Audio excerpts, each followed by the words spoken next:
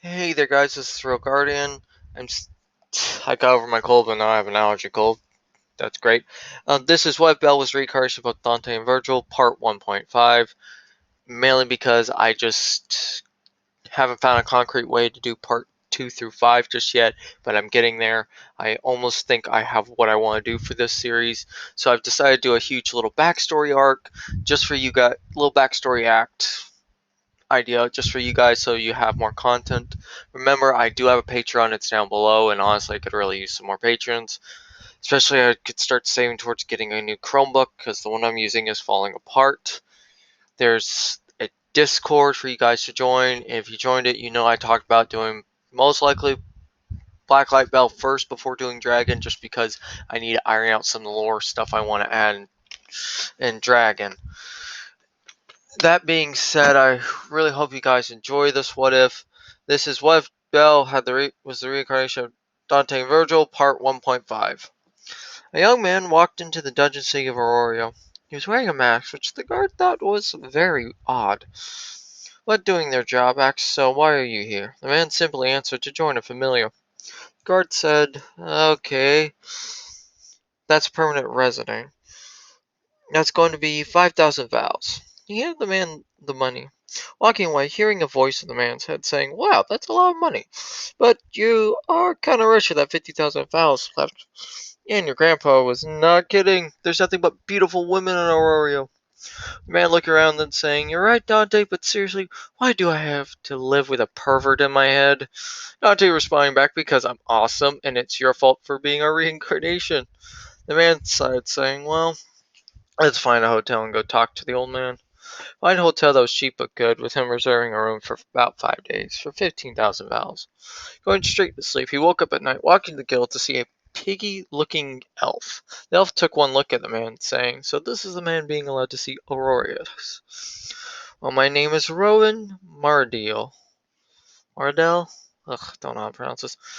The man just nodded as he and the elf walked into the guild. Getting led to a room. Rowan said, well, I'm leaving to go to bed, but saying in Elvish under his breath, disgusting, filthy human trash. But before he could leave, the man grabbed him and flung him into the room. Hearing a crash and an older and more booming voice saying, well, Mr. Cornell, I apologize for his attitude. Please enter the room of prayer. With that, he walked in the room to see a throne and an old man with white hair and blue eyes, wearing a white robe with a black coat on it. That Bell walked up to the bottom of the throne saying, so what do you want, you old bag? Rowan, after removing himself from Wallace, said, how dare you show him disrespect? But before he could finish, there was a katana at his throat and a dagger at his gut. The bell saying, do you want me to slit your throat, or do you want me to gut you like a pig that you are? Roman gulped, his sweat dropping like crazy, and Aurora saying, that's enough. This man is to be respected as a god, since that's what you respect. Do I make myself clear? Roman nodded his head, but said, he did not understand why. With Horus responding, being he saved the city by fending off the Black Dragon a few years ago, and he is the last demon left in this realm that I know of. With that, Roman understood why this man was to be respected. Black Dragon alone was reason enough, but to be part of the legendary demon race that once said to rival gods with their unique born skills and magic. He then groveled at his feet, saying he's truly sorry. Bell just dropped his weapons into the void, returning to the bottom of the throne, saying, so what do you want, old man? The warrior saying, nothing much, but I'd like you to join a familia and help train the Avengers at some point in time. Bell just sighed, saying, and I was going to have to do that anyway. Anything else before I leave? The warrior saying, 1. Your information will be classified as a need-to-know basis. 2nd, you are a guild employee, and though you have joined a familia, you will not be forced to do anything you will not agree to. Thanks to this and the contract, any act of aggression taken at you will be counted as an attack on the guild. If this first part is violated, this is all I will say now. Please sign the contract. There is more info in it. You can read it later with your own conditions and some other stuff we put in to protect you. Bell signed it and left, with Aurelius looking down at Rowan, saying, you know, you are very lucky. Most people that gain his wrath end up in a shallow grave. Now leave. With that, Roman now knew his place with this Bell Cornell. just walking away completely fearful. Aurora is just sighing, saying, I know this is needed, but him coming here is my personal nightmare. Bell has, for the past 4 days, been rejected by every familiar he's gone to, whether by them saying he looks too weak, or his refusal of taking off his max or his conditions. He was taking a small walk after confirming he was no longer staying at the hotel. He ended up on a small street, walking by while people were whispering about him. He didn't really care. He finally got hungry and looked around to find a small potato stand. Lucky enough to see a small woman with huge boobs, and Dante had to comment saying, wow, she belongs in the realm of holy crap. Virgil actually speaking up for the first time in a while, saying, Dante, shut up. The kid's had tough enough time already. He doesn't need your input. He ordered two things on the menu and left eating them.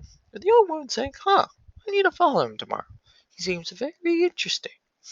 After the following day, he had slept in a tree and went around to some of the fellows he didn't look at, with most just turning them away again for the same reason. He just sighed, saying, I was trying to save what was left of my money. After all, I don't want to waste it. No, thinking about it to himself. Sorry, this is getting annoying. Sensing that person again. They've been following me all day.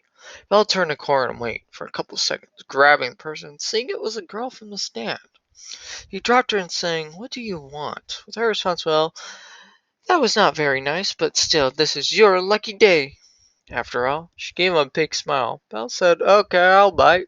Why is this my lucky day? She got up and dusted herself off, saying, well, my name is Hestia, and I am a goddess. I want you to join my family, though you'll be an only member. Belle thought about it, but Dante and Virgil both saying he should take the offer. Belle saying, not unless she can answer this correctly. Belle said, okay, but first, two things I must tell you. That Hestia nodded rapidly. First, my background is a need-to-know basis, and I am an employee of the guild, and I will explain more later if you let me join your familia. Can you live with that? Hestia nodded, saying that's okay with me. And Belle said, second, I will not take off my max unless I want to, and I will keep my pass to myself. And if any of this is a deal breaker, I will leave your familia without any hesitation. Now, is this okay with you? If so, I will join you. Hestia then smiled, saying, that's all good with me. After hearing this, Belle kneeled down and removed his mask, saying, then I will be part of your familia, my goddess. I will give you everything to help you and everything for you. You have my strength, my blade, my loyalty, and whatever you desire will be done no matter the cost. Just hearing this made Hestia a blushing mess, saying, okay. Going to a bookstore, Belle asked why they came here, and Hestia said, because I always wanted to bless the first familiar member I ever had here. Belle said that was all right with him. Afterwards, he got blessed. Belle had gone with Hestia to her home, falling asleep on the couch. With Hestia, though, she was wide awake, with a massive nosebleed, saying to herself, I just hit the jackpot. Sorry, sorry, my cat. I just hit the jackpot for the most perfect looking young boy I have ever seen. And he's a demon to boot? That means he'll follow his desires. How did I get him to be about me? And she has a pondering, scheming face. Sorry, cat again. It's been a few days since he has joined his familia. He got Ina as his dungeon advisor. Was told about the blue pharmacy by Hestia to get potions at. Belle walked in to see this young dog woman. She had brown hair and purple eyes and a big right arm that was silver. He walked up saying, hey there, my name is Belle and I'm the new Hestia member. I was wondering if I could buy some mind potions from you guys. She said that's alright. She sold him some. He left taking a look at the potions, saying, as I thought, she sold me some inferior potions. That's alright, I don't really need high-end ones after all. I have too much mind as it is. Both Dante and Virgil said, yeah, but you should confront her later after at the dungeon. Sorry. He nodded his head after going down to the third floor after some tests to see where his strength limited by his own self was at. He returned to the Blue Farmers to see what had happened. Okay, again, sorry, I still have an allergy cold. To see what had to be the god standing behind the counter, with his long, dark blue hair and dark blue eyes. Plus, he was wearing a black robe with a brow stole that went down past his shoulders. Belle walked up, saying, "Hello there, I think your name is Miach." "Correct?" He answered, "Why, yes, I am. May I know your name?" Belle responded, "Oh, my name is Belle, and I'm the new member of the Hestia family." Miach, I'm most likely butchering this, eyes went wide, saying, "Why, yes, I heard about you from Hestia, and it's an honor to finally meet you. So how can I help you?" Belle took out one of the potions he bought earlier, saying, "Take a look at this. Your shop seems to be running a scam." He looked at it and then screamed, "Neza? Neza? Neza, I'm going with Neza. Get down here this instant." The young lady you saw earlier showed up, and when you saw Belle, got a little scared, with her gut starting to chew her out about doing this to customers. Belle interrupting, saying it's all right. "But I have a question. Would you like to have your real arm back, Miss Neza?" They both stopped talking and looked at him like he was the weirdest person on the planet. Belle answered, "See, if you're willing to make a deal with me and keep certain information a secret, I can restore your arm." "So, what is your answer?" Neza looked at him and said, "It depends on your info and this deal." Belle saying, "See, I have a skill called the Devil's Deal, and if you agree, I can explain further, but that's all I'll say right now." That Neza just simply nodded. Belle smiled, saying, "Okay, first, I'm not human. I look like it, but I'm not. I'm a demon. So I can help restore your arm for a favor at one point in time and a 50% discount at this place. And you can tell people a friend restores your arm, but try to keep my race a secret. And if you have to use my name, use it, because you cannot lie to a god. Plus, this can return. Sorry. Plus, this lets you return the arm and get your family out of debt. Hestia told me about it. As you said, that's all right with me if Miach agrees." He nodded at her. Belle Belle's hand then became consumed in red and blue flames as it turned into a purple flame. Nessa reached out and shook it as a tattoo appeared on her hand. Belle saying, "Don't worry, only I can see that tattoo." Just then the silver arm drops, and Nezu's arm is fully healed. They both start to cry, and Belle begins to walk away. Miach calls out, saying, "Wait." Belle turned around, taking off his mask, saying, "I don't need your thanks. I did it because I wanted to."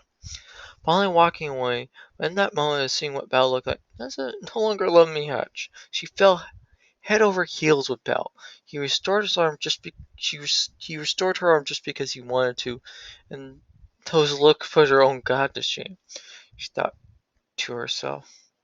Plus, if you wanted me or that, I would give it to him in a heartbeat. Pay this young, handsome boy. Almost a week has passed since then, and Bell has decided he wanted to tell Hestia about his views on love. What's a good meal you can cook? While thinking about it, he stopped to see Hestia staring at a store window and sighing before walking away. He walked up to it, seeing some hairpins she was looking at, and went, "That's perfect." Dante agreeing with him, and Virgil saying, "And here's what you should cook."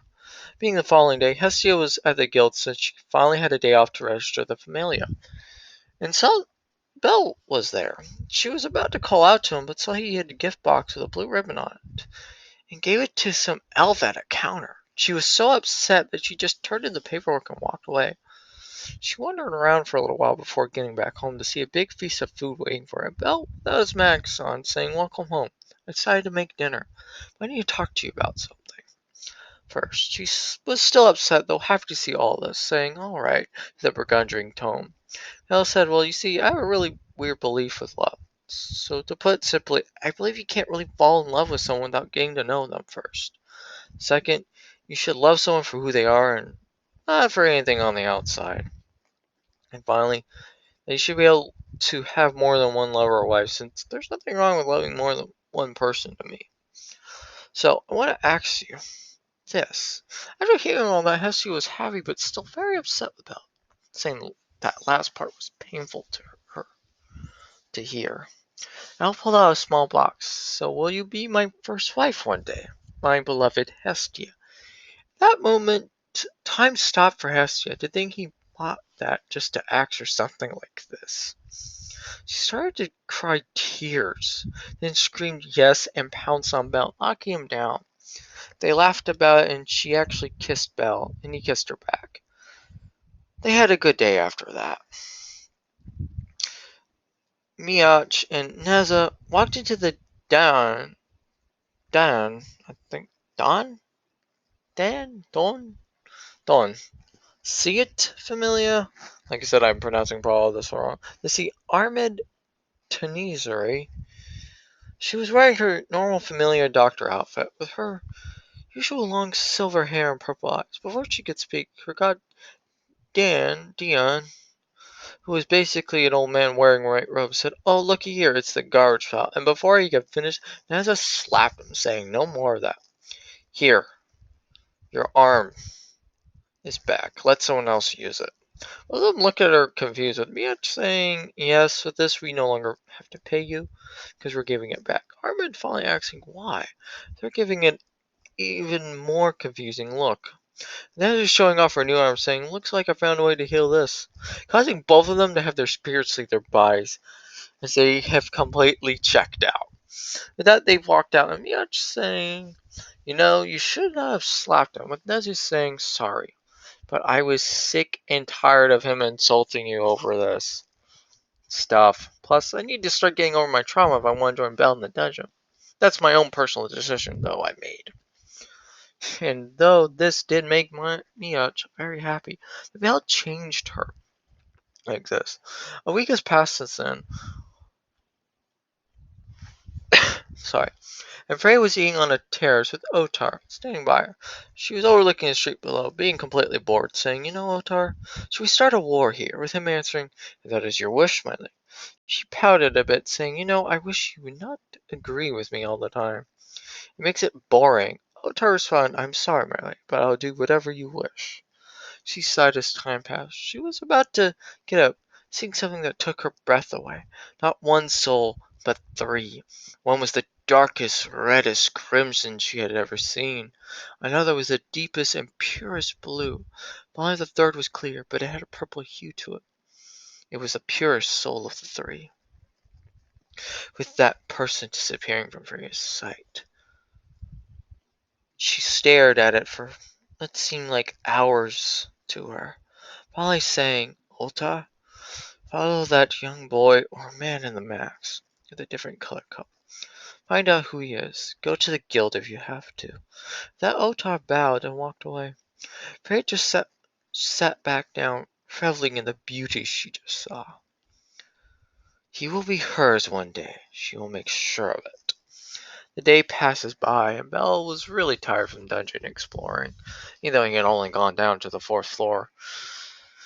He had already made his report to Ina, and was resting on the bench since Hestia was getting back late that day. He decided to go to the Blue Pharmacy. When he finally got there, he saw a young silver-haired girl and an old man screaming at Miach and Neza. No one saying, "How the hell did you get a whole arm healed?" Belle just sighed.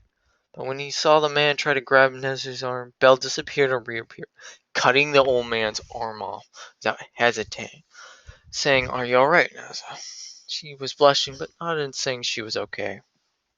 Belle turned around, releasing all his killing intent, saying, "If you ever harm him, or you think about harming my goddess, there'll be nothing left of you, old man."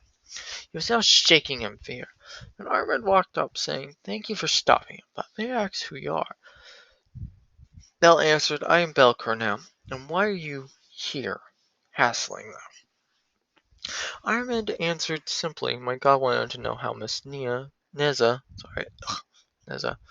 regrew a lost limb, and I am curious to it as well."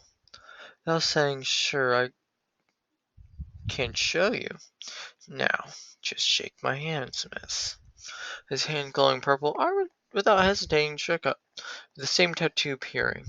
Just then the old man's arm returned. Bell saying, "It's my skill, the devil's deal. Now the miss owes me a favor for the return of your arm, old man." She bowed and said, "That's okay. Also, my name is Armand. Thank you for showing me quite a rare skill. Bell responded with, "It is because."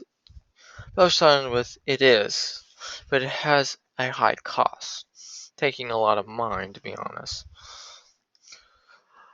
Bell was lying, though, completely through his teeth.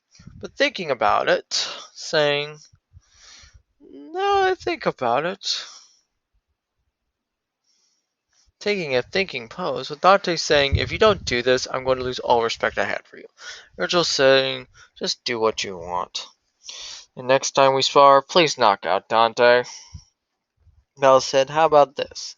To end both the favors, how about you go on a date with me tomorrow? I need a break from the dungeon. Plus, having fun with two goddess level beauties would be a dream for me." This actually causing both Neza and Armin to blush heavily. They say to Bell, "That's alright."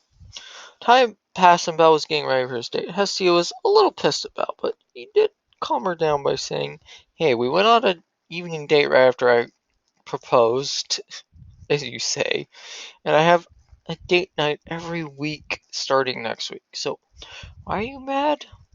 You accepted what I said." Hestia saying, "I know, it's just, I have to get over being jealous and not having you all to myself. Alright?" Belle just walked up and kissed her right in the lips, saying, "Take all the time you need. Okay? I'm not in a hurry." Putting on his mask, Belle laughed. Well, Hestia was a blushing mess, screaming into her pillow. How can someone be that smooth? Belle was waiting by a water fountain. Belle had decided to wear a long dress black shirt with black jeans and boots, holding flowers, one for Nezu and one for Neza and one for Armid. Sorry, I keep saying Nezu because my hero's on the mind. Virgil suggested these. Remembering their advice, Virgil saying only this, you just need to look your best. Dante this about said all of this. How they're never late, compliment them on their outfits, show interest in them, listen carefully. So at first it was very helpful advice, but then he started talking about how to bring it on home, make sure to have a rubber, the best place to leave clothes is everywhere, and more explicit stuff. And to be honest, if not for my grandpa, I would never be able to handle this perv. After Virgil chewed him out for a few hours, "Here I am," Val sighing, turning his head, hearing someone call out his name, seeing Neza wearing a black top with a brown skirt and unusual boots. She could tell she really brushed her dog ears and tail. They were so pretty and fluffy. Next, he saw Ahmed walking up, and her silver hair was in a ponytail, and she was wearing a white sundress with sandals. Even Belle was thinking, "Okay, I am one lucky bastard right now." But Dante saying, "That you are, little bro. That you are." Belle walked up and handed Nezu sunflowers and Ahmed white roses, both of them looking at him, asking, "How did you know that's our favorite flower?" Belle scratching the back of his head, saying, "I didn't. I just thought they'd suit you." They both blushed heavily after hearing that, with Belle and Dante saying in his head, "Virgil, how the hell did you know this?" His response being simple, "Because I'm better than both of you." Belle taking both of their hands, saying, "Well, one, you're both still are goddess level beauties, even in casual clothing. But shall we go?" They both blushed and nodded. After that, Belle took him to the restaurant, the Story of the Argonaut. It's also the most expensive place in town right now. Both girls dropping their jaws on the ground. Belle tapped him, saying, "Don't worry about it." He walked in with them, and the man waiting to see people took one look at him and said, "It's you, Mr. Cornell. I was told to expect you. I'll be right back with the perfect seating arrangement for you and your guest." He disappeared in an instant, causing both girls to give a confused look to Belle, saying, "I taught the owners here how to cook more dishes and how to really bring out the flavor of them, so I get the best treatment and free meals when I want them." That's what they told me, anyways. He laughed a bit, with the girl's mouth starting to water like a waterfall. They never believed that they ever get to eat here, even in their wildest dreams. So it was an utter blessing to them, and Belle got a huge amount of points for it. After that, they sat down, and a male and female dwarf walked up. Belle saying, "Oh, hey there, Misty and Chip. How are you?" They both answered good, but Chip spoke up saying, "So you sent a letter, and always show up when you have two goddess level beauties with you in tow." "My man!" With that, Misty smacked him right to the ground, saying, "Sorry about him.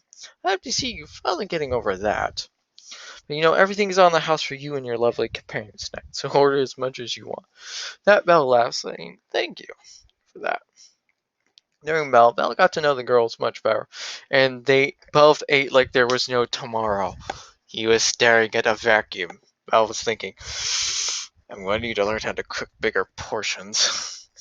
Dante chipped in, saying, "See, I can give good advice now, but what you want to do once you get to the..." Before he could finish, Virgil said, "Don't worry, he's out for a bit." Belle saying thanks.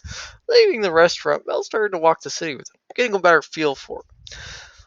But not without all the death glares she was getting from men around him. Hearing things like how weird like him had these girls with them.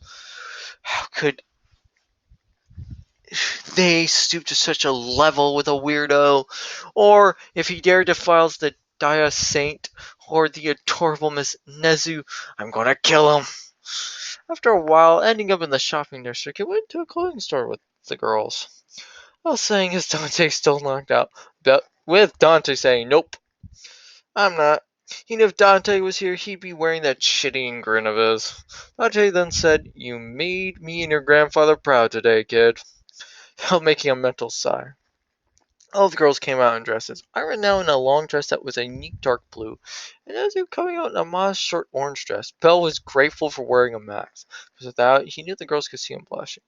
I'm saying, "What do you think?" With Belle saying, "After getting to know you girls a little better, I can safely say you're both gospel abused on the outside as well as inside." They were both broken with that. Dante and Virgil laughing, saying, "Girls.exe stopped working." Alexei, "What's that?" They both say something you would not get.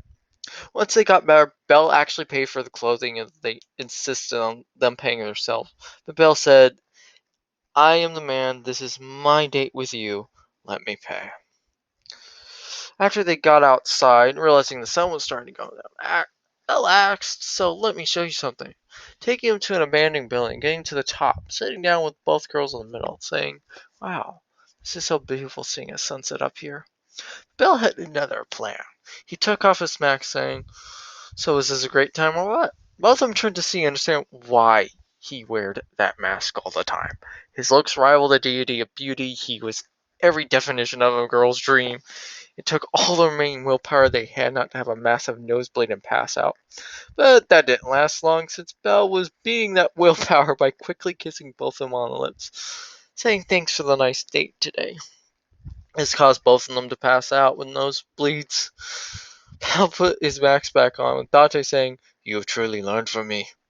You were an amazing student." Belle just sighing out loud, saying, "No, I just wanted to do that." Afterwards, brought both girls back to their familiar homes and erased the deal tattoo off their hands while he was taking them back. He was walking back to his own, but he looked up to the tower, sensing something was wrong. But since it was not menacing, he shrugged it off. Perry was now talking with Otar, with her saying, "So there's nothing you can get about him. He made a deal with the old man." "I see. This makes this boy even more interesting than I could ever imagine. Just wait. One day you will be mine, and all mine, and those girls will feel my wrath one day." Unknown to Armid and Neza, who darted awake with both their gods telling them they had passed out while on their date, remembered why. They both said out loud, "No fair, how could someone be that smooth?" Okay, I hope you guys enjoy it. I'm sorry for the coughing, the occasional wincing, because my cat decided to lay in my lap and dig into me. I hope you guys will enjoy this part. This is the Real Guardian. Finally, signing off and catching my breath.